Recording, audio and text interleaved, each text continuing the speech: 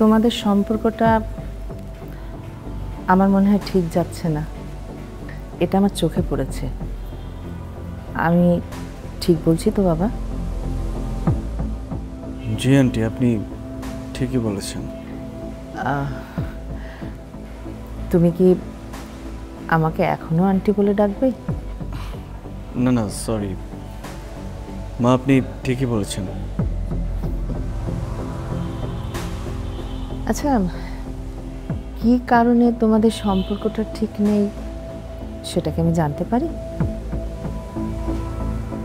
মা, সেটা হয়তো আমার থেকে নয়নতারাই ভালো বলতে পারবে। দেখো বাবা, তোমার মা আমার খুব কাছের বান্ধবী। নয়নতারা আমার যেমন সন্তান, তুমিও আমার একটা সন্তান। আমি কথাটা তোমার মুখ থেকেই শুনতে চাই। আসলে মা, আমিও জানি না কি হয়েছে, প্রথম দিন থেকেই আমাদের সংসারটা শুরু হয়ে ওঠেনি। একই সাথে থাকা সত্ত্বেও আমরা দুজনে অপরিচিত মানুষ।